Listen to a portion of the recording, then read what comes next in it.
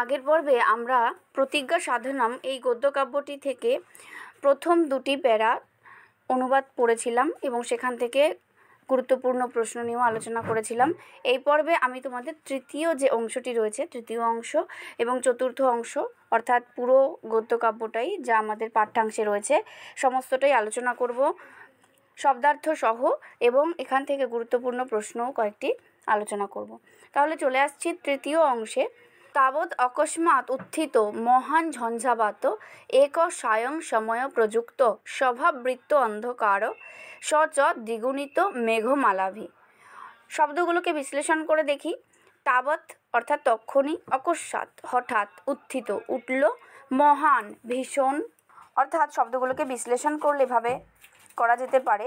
তাবৎ তখন, অকস্মাৎ হঠাৎ, উত্থিত উঠল, মহান ঝঞ্ঝাবাত ভীষণ ঝড়, এক একটা, সায়ং সময়ে প্রযুক্ত সন্ধ্যাকালের, স্বভাববৃত্ত স্বাভাবিক, অন্ধকার, স চ আর সেটা, দ্বিগুণিত দ্বিগুণ হয়ে গেল, মেঘমালাভি মেঘমালার দ্বারা। অর্থাৎ তখনই হঠাৎ ভীষণ ঝড় উঠল, একটা সন্ধ্যাকালের স্বাভাবিক অন্ধকার আর সেটা দ্বিগুণ হয়ে গেল মেঘমালার দ্বারা। পরের বাক্যটি কি আছে? ঝঞ্ঝাবাত উদ্ধৃতই ঝড়ে ওঠা রেণুভি ধুলোর দ্বারা,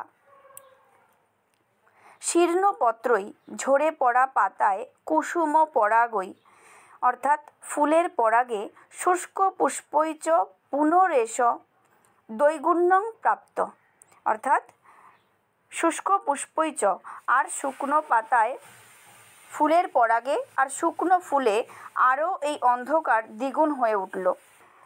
ইহ পর্বতশ্রেণীত পর্বতশ্রেণী, বনাত বনানী, শিখরাচ্ছি খরানি, প্রপাপাত প্রপাতা, অধিত্যকা অধিত্যকা, উপত্যকা তো উপত্যকা, ন কোপি সরল মার্গ পন্থা অপি নাবলক্ষ্যতে, অর্থাৎ ইহ এখানে, পর্বতশ্রেণীত পর্বতশ্রেণী থেকে পর্বতশ্রেণী, বনাত বনানী বন থেকে বন, শিখরাত শিখরানি শৃঙ্গ থেকে শৃঙ্গ, প্রপাতাত প্রপাতা অর্থাৎ ঝর্ণা থেকে ঝর্ণা, অধিত্যকা তো অধিত্যকা অধিত্যকা থেকে অধিত্যকা, উপত্যকাত উপত্যকা উপত্যকা থেকে উপত্যকা চলেছে, ন ক অপি নেই কোনো সরল মার্গ অর্থাৎ সরল পথ, পন্থা অপি পথও না অবলক্ষ্যতে দেখা যাচ্ছে না। একটি বাক্যের মধ্যে দিয়ে যদি বলা যায় তাহলে হবে, এখানে পর্বতশ্রেণী থেকে পর্বতশ্রেণী, বন থেকে বন, শৃঙ্গ থেকে শৃঙ্গ, ঝর্ণা থেকে ঝর্ণা, অধিত্যকা থেকে অধিত্যকা, উপত্যকা থেকে উপত্যকা চলেছে, কোনো সরল পথ নেই, পথও দেখা যাচ্ছে না। নেক্সট, ক্ষণে ক্ষণে হয়স্য ক্ষুরাশ্চিক্কণ পাষাণখণ্ডেষু প্রস্খলন্তি, অর্থাৎ ক্ষণে ক্ষণে মানে বাদে বাদে, একটুক্ষণ বাদে বাদে,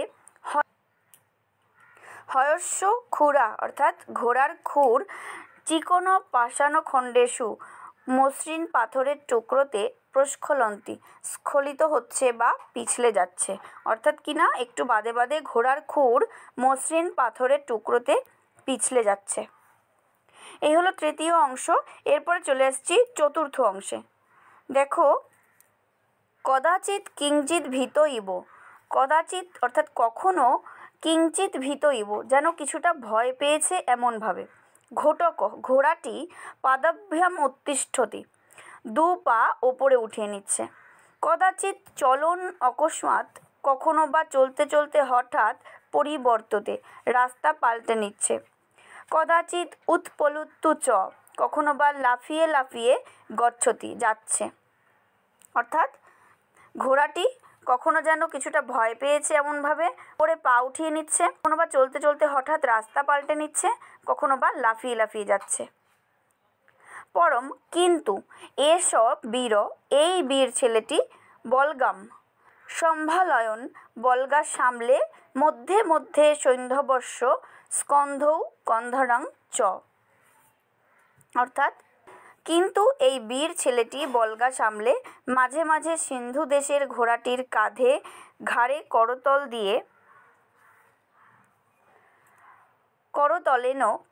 দিয়ে আস্ফোটয়ন চুচুৎকারেণ শান্তয়ন, আস্ফোটয়ন অর্থাৎ মৃদু আঘাত করে, চুচুৎকারেণ চুচু শব্দ করে, শান্তয়ন চ সান্ত্বনা দিতে দিতে চলেছে।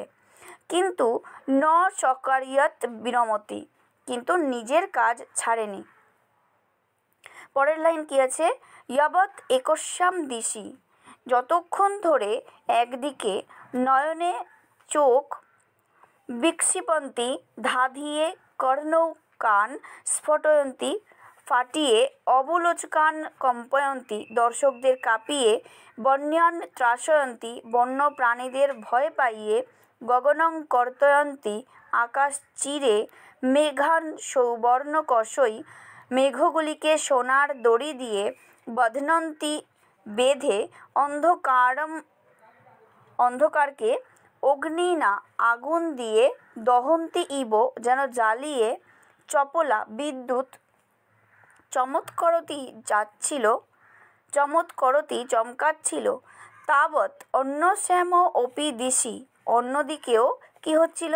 জ্বালা জ্বালেন আগুনের ঝলক দিয়ে, বলাহকান আবৃণতি, বলাহগুলিকে অর্থাৎ মেঘগুলোকে আবৃত করছিল, স্ফুরণোত্তরম স্ফুরণম, চমকের পর চমক, গর্জনোত্তরম গর্জন, গর্জনের পর গর্জন, ইতি এইভাবে পর শতগ্নি প্রচার জন্যেনৈব, অর্থাৎ যেন শতাধিক কামানের থেকে উৎপন্ন মহাশব্দেন ভীষণ শব্দের দ্বারা পর্যপূর্যৎ পূর্ণ হয়ে গেল, সেই অরণ্যানি বিরাট বন।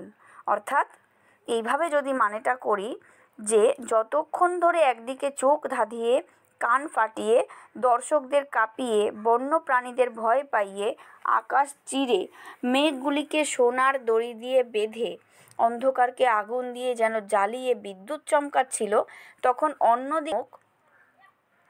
তখন অন্যদিকেও আগুনের ঝলক দিয়ে মেঘগুলিকে আবৃত করছিল, চমকের পর চমক, গর্জনের পর গর্জন, এইভাবে যেন শতাধিক কামানের থেকে উৎপন্ন ভীষণ শব্দের দ্বারা পূর্ণ হয়ে গেল সেই বিরাট বন। এরপরে দেখছি কি আছে?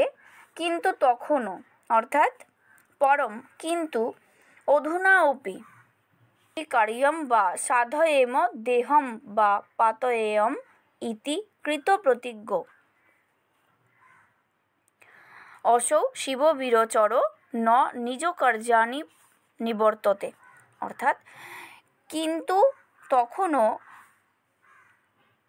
পাতয়েম, তখনও কার্যম বা কাজ, সাধয়েম সিদ্ধ করব, দেহম বা অথবা শরীর, পাতয়েম ত্যাগ করব, ইতি এইভাবে কৃত প্রতিজ্ঞাবান, অসৌ শিববীরচর শিবাজির এই চর যুবকটি ন নিজ কার্যাৎ নিবর্ততে, অর্থাৎ নিজের কাজ থেকে নিবৃত্ত হলো না। তাহলে কি বলা যায়? যে কিন্তু তখনও কাজ সিদ্ধ করব অথবা শরীর ত্যাগ করব, এইভাবে প্রতিজ্ঞাবান শিবাজির চর সেই যুবকটি নিজের কাজ থেকে নিবৃত্ত হলো। এইবার সেই যুবকটির যে প্রভু, যে মহারাজ, সেই শিবাজির সম্পর্কে অসম সাহসিকতার পরিচয়, তার যে বীরত্বের পরিচয়, সেই সম্পর্কে কিন্তু এখানে বলা হয়েছে। নেক্সট লাইনটাতে দেখো, যস্যাধ্যক্ষ স্বয়ং পরিশ্রমী, যার অধ্যক্ষ নিজে এত পরিশ্রমী, কথম স ন স্যাৎ স্বয়ং পরিশ্রমী, তাহলে সে কিভাবে স্বয়ং পরিশ্রমী না হয়ে থাকতে পারে? যস্য প্রভু স্বয়ং অদ্ভুত সাহস, কথম স ন ভবেৎ স্বয়ং তথা, অর্থাৎ যার প্রভু নিজে অদ্ভুত সাহসের বা অসম সাহসিকতার অধিকারী, সে কি স্বয়ং সেরকম না হয়ে থাকতে পারে?